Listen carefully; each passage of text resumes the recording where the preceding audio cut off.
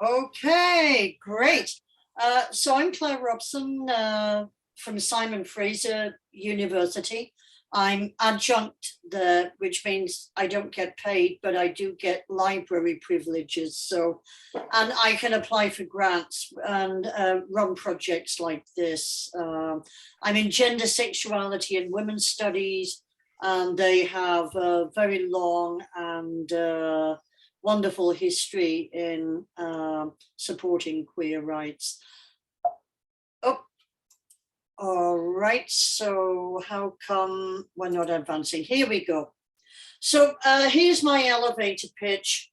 Why are we running this project? Bottom line, we are way more likely to experience elder abuse in the LGBTQ community, but nobody really cares. There's been hardly any research has been conducted, and no actions are being taken to reduce harm. Nobody has listened to the voices of survivors. It's quite amazing. It never ceases to surprise me.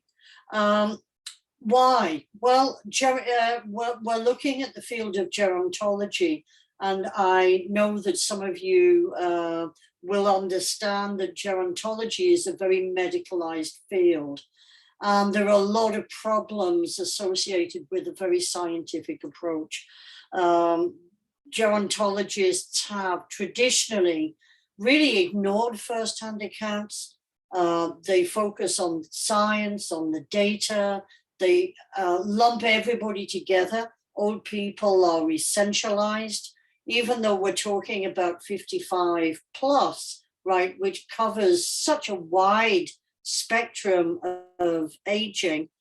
And they frame people as at risk. They tend to remove agency, impose solutions from top down. Us paroled seniors are treated as being incompetent and not able to think for ourselves. And unfortunately, the field has been in service to governmental agencies who are really interested in cutting costs and having a cookie cutter approach. This is a great book if anybody's interested in a more critical approach to gerontology. This is the book to read. So why this project? Elder abuse is itself a very contested term. So you've got kids on the one side, you've got older adults on the other side. We talk about child abuse and we talk about elder abuse. What is in the middle? Just common old garden old oppression and exploitation, right? We don't have a word for like adult abuse or normal person abuse. We call it like it is, and it's often political and it's often gendered and it's often to do with, class, race, poverty, and we name it for what it is. What do young people and old people have in common? They're seen as not fully adult, not fully human. So the project then aims to give a voice to survivors. We take a leaf from the disability slogan, nothing about us without us. And we want to do two things: give a voice to survivors with an anthology of first-hand accounts. That's the research end of the project. And also, hopefully, to leave behind, after the research is done, an ongoing advocacy group with support. So those are my two objectives, really. So when we come to the what of the project, we see it as a partnership between SFU, GSWS, and community. We're being funded currently by Vancouver Foundation and New Horizons. I'm running the research component with two of my colleagues, and the community component is being run by community. On the research end, it's me. Jen Marchbank, who some of you might know from New Westminster Pride. Jen and I both run queer community groups.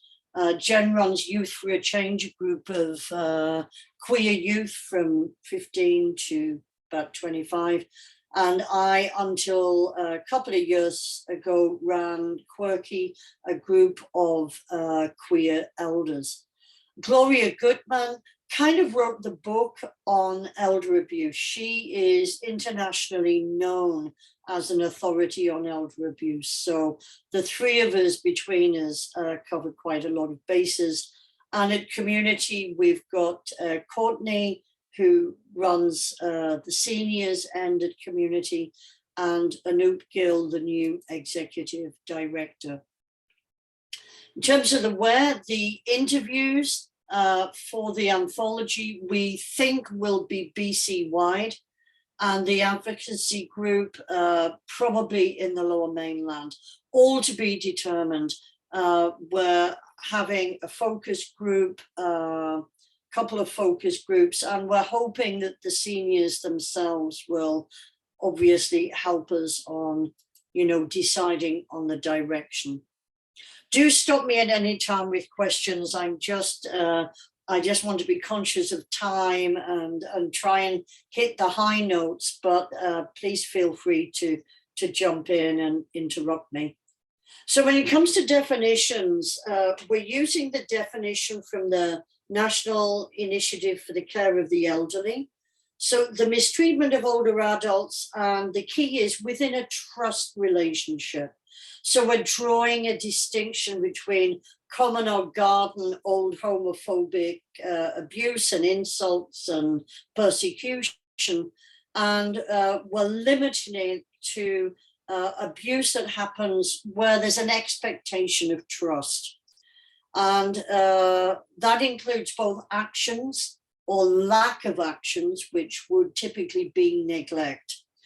And we're looking at physical, emotional, psychological, financial or material, or sexual abuse or neglect. What do we know? Well, we know that most elder abuse studies don't include any consideration of how often, and how differently abuse manifests itself in our community. Is it different? We don't really know, frankly, because nobody's looked at it. Studies of elder abuse in the queer community are practically non-existent. And Harrison suggests that elder abuse is one of the most urgent issues for us to address right now. We have all the risk factors in spades. We're more likely to be isolated, depressed, disabled, poor. We're more likely to have a history of substance abuse, a history of trauma. And boy, do we have, a well-earned mistrust of the healthcare system. The definition comes from gerontology, which I've already said is historically a very scientific and medicalized field. So elder abuse is seen as kind of a diagnosis. It's seen as our problem. It's not seen as a systemic cultural issue consequent upon ageism and homophobia and transphobia. Seniors are framed as at risk and vulnerable. We're all lumped together. We're homogenized. Minorities, not just queer minorities, but racial minorities and cultural and ethnic minorities are largely ignored. No attention is paid to political and cultural consent. And research data is just skewed by cultural assumptions. They're all over the field. In our context, of course, we've survived depression, violence, and social exclusion. We do display tremendous strength and resilience, but there's been a cost. And, we experience in our community feelings of shame, self-stigma, and low self-esteem, particularly people in the elder generation who lived in very different times of extreme marginalization. I know I'm preaching to the choir here. There's ways in which in our community there are specific forms of abuse that I feel really need to be examined and teased out. You know, how does it work differently in the queer community? And these are some of the things that I suspect are going on, that there are threats to out the elder. You know, if I out you, you won't see your grandkids, so you'd better keep quiet. This is what it means to be queer. This is how it works in our community. Nobody will believe you because you're a lesbian. You know, they'll think you're crazy. Historically, we've had fewer safeguards around our finances. There's been inappropriate access to finances. And I think this plays into financial abuse. Internalized homophobia, biphobia, transphobia. Abuse is better than being alone. You know, it's harder to find partners when we're older. We fear that if she leaves us or he leaves us, you know, we'll be lonely and sad. We can't afford to leave.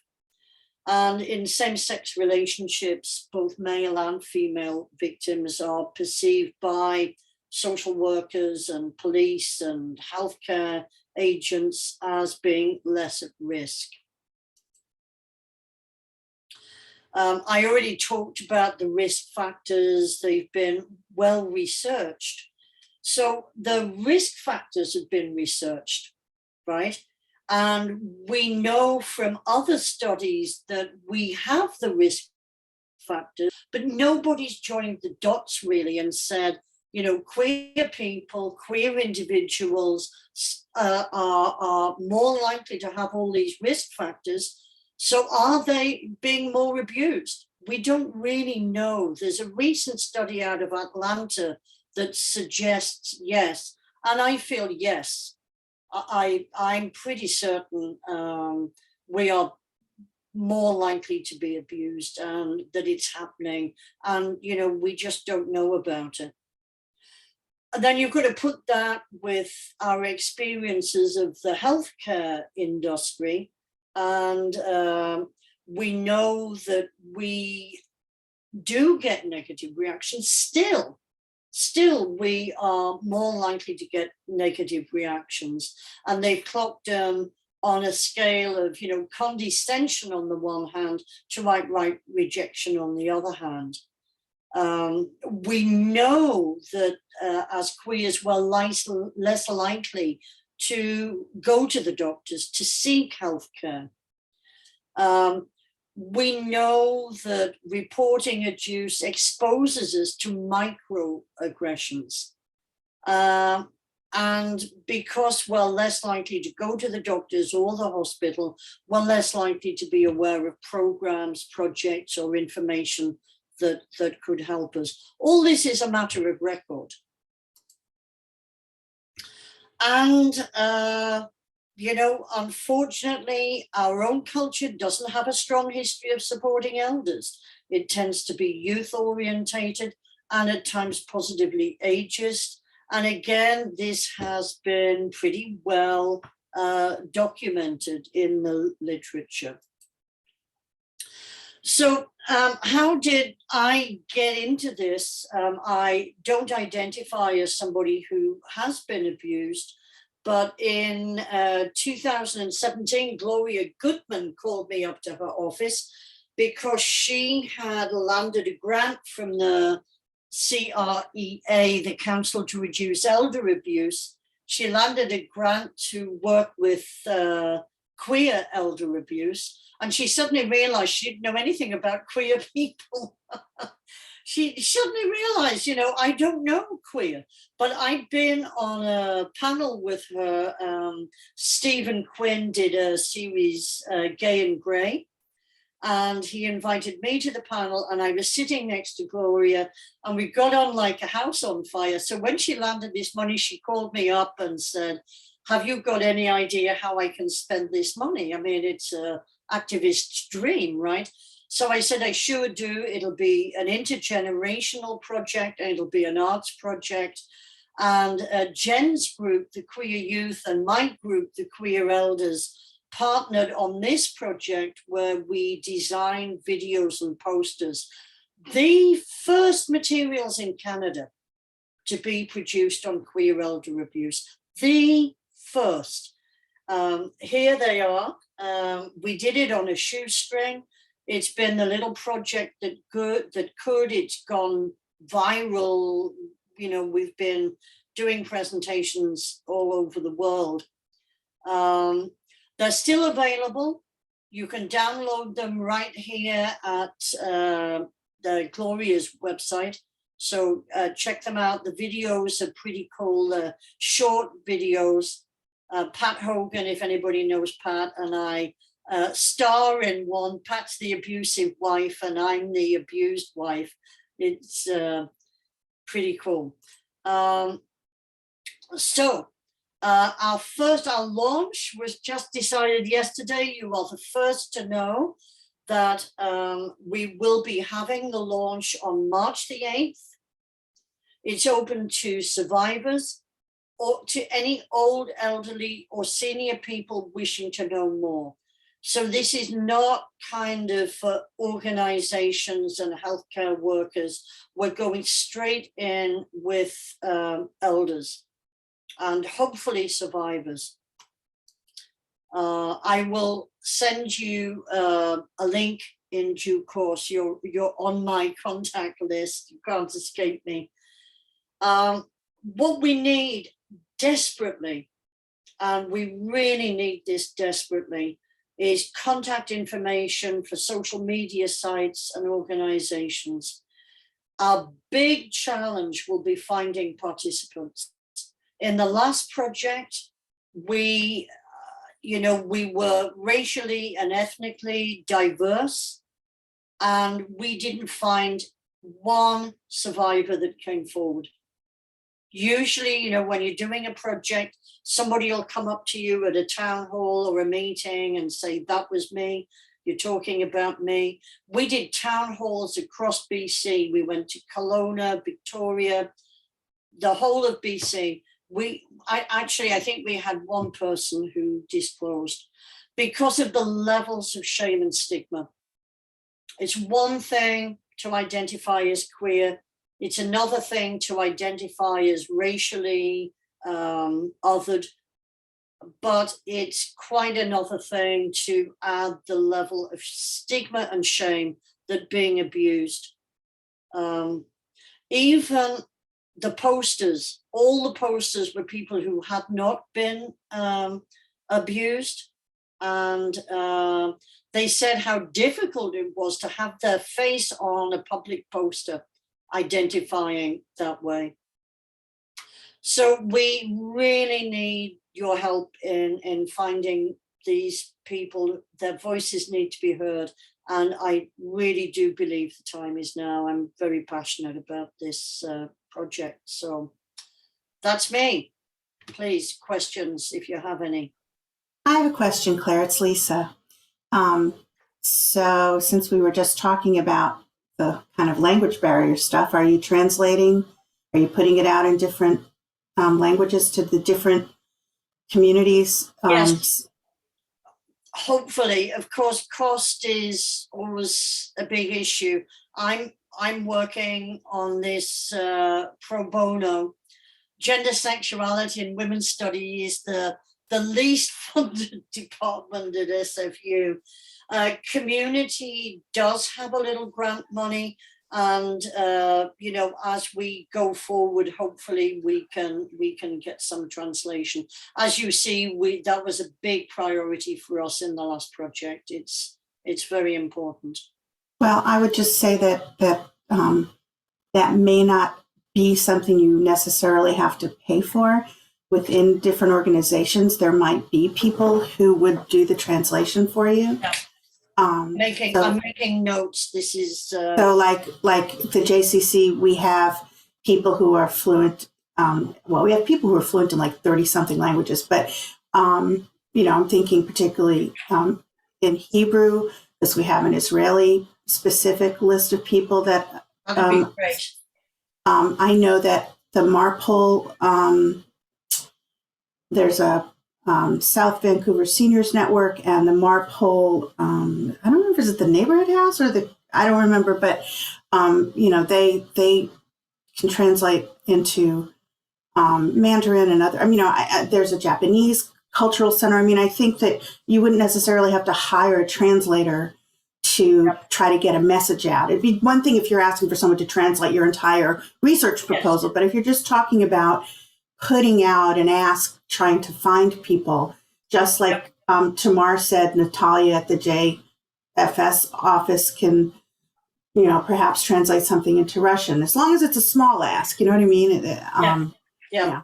I'll get on that with community. It's not something we've thought about yet, and we need to. You're absolutely right. Thanks for the heads up.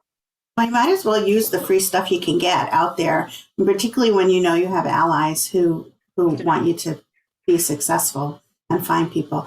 And I also think that, my experience in Texas, in Austin, Texas, I was real involved. Austin has I'm going to send you the link. They have a very vibrant effort focused on older queer people. And but one of the things that we found was that because of all the risk factors that you listed, like not having children and you may be disenfranchised from their family and lower financial assets and stuff, those folks tended to end up in nursing homes more than they should, which is the most vulnerable place to reveal your queerness. That's right. And I don't know if people are familiar with Shari Brotman's study. It kind of wrote the book on queer elders in the healthcare system, came out in 2003, and she just gives such a terrible track record to institutionalized care for seniors. It's bad enough, COVID's taken the lid off the whole thing. And what's her name? The advocate, the seniors advocate. Isabel McKenzie. Yeah, thank you. Has just published a report on elder abuse. So if anybody's got an in with Isabel, I'd love to put a little flea in her ear about all of this. She's actually speaking at, and I'll send you the link, at a virtual thing next week, I think. In the South Vancouver Senior Network, and it's a Q&A. So, and the other thought that I had escaped my mind because I haven't had enough to drink this morning. I don't mean alcohol, I mean water. It'll come to me. When it comes to me, I'll email it. I took your email address down. Great, thank you.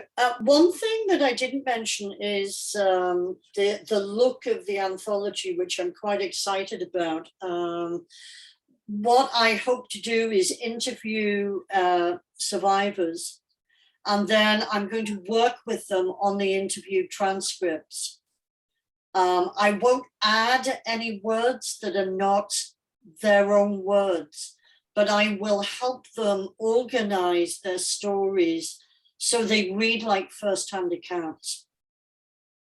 So they will read like first-hand chronological, smooth narratives. So many academic books are deadly boring, and interview transcripts are particularly boring. People are not always very articulate during interviews. They're pretty flat reading. So I'm hoping to make them more readable, but in partnership with each speaker, each narrator, so that they read, that they actually get read. And then, publish them as an anthology with some commentary, perhaps from the researchers. And it's a model that somebody used with older lesbians in England. I've got a board of community consultants and the editor of that anthology is one of them. So thank you very much, Claire, for presenting to the JQT Seniors Initiative. What I wanted to do quickly is draw your attention to a question that is in the chat from Tamara at Jewish Family Services. Do trans seniors face the most abuse, and have there been studies? I think your assumption is probably correct. There have been no studies. I mean, there's, I know you're aware of the, the extensive coverage of, trans people being left to die in the street when first responders show up. I mean, yes, I'm absolutely certain. I'm committed to including trans voices in the anthology. And I just really hope I can do that. There's two things I wanted to. There have been no studies. I mean, there've been, honestly, when I say there've been no studies on queer elder abuse, it's true. There's been nothing. There've been a few. Susan Westwood has done a couple of interviews with survivors, but there's been, honestly, absolutely nothing. It's criminal. I mean, I wake up every morning and I'm staggered that, we know that this is such a problem. We know it's happening, and nobody really seems to care too much. It's bewildering. I suppose I should be used to it by now. I am 72, but there you go. Still shocked and horrified. I wanted to draw your attention to a few things while I was listening to your presentation, Claire. One is a study done on the LGBTQ seniors population by Laura Hurd over at UBC. I can get you in touch. I believe she just published either the findings from the survey that was conducted over the past 3 years or so. Are you familiar with her work? No. Okay, so I will send that to you. Thanks. And I do believe it's part of an ongoing project. So this is step one of many steps to continue. The second thing was, we're talking about this fear of going into senior care homes, being LGBTQ. What we found from our seniors that we interviewed for the BC Jewish Queer and Trans Oral History Project is they have this fear, as well as disclosing their Jewish identity upon entering long-term care. And so it's definitely amplified and multiplied when we're talking about what was the term, minority stress, or being marginalized more than once because of your intersecting identities. So that's something to also address, and something that we're also trying to address here at JQT Seniors Initiative. And then there was something else I wanted to share, and it has just escaped my mind. Oh yes, while we were doing the oral history project, because you were talking about interviews and transcripts, one, have you heard of otter.ai? Yeah. Otter.ai is a transcribing software where you can run and it's very much worth every penny to use that software. It translates, or transcribes rather, up to 70 to 80% of the interview, and you can go in and clean it up directly in there. So that helps. Two, if you have a student account, perhaps as a adjunct professor, you can get a discount, which becomes even more affordable.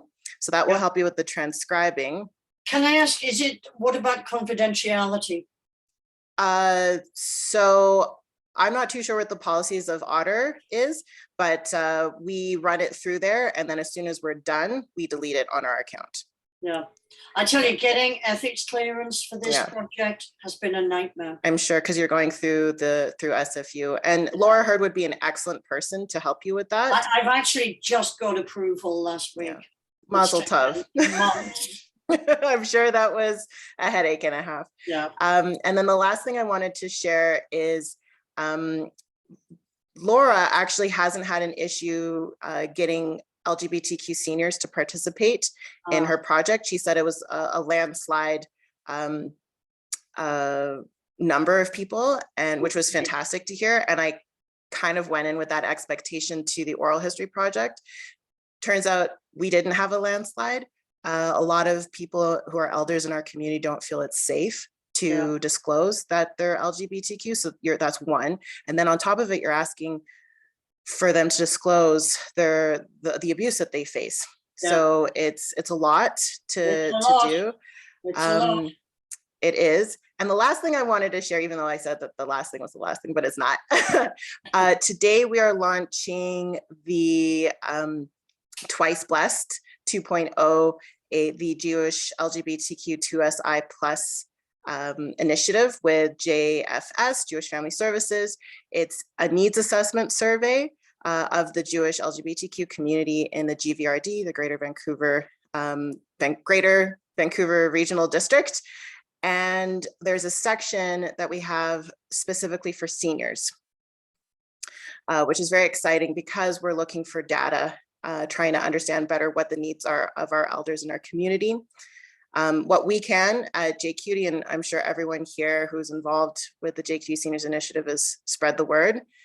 We have this recording, which we, with your permission, can post. Yes, please. And share with everyone. And I wish you very, very good luck. And I hope that you're able to get people to share their personal accounts. And excellent presentation.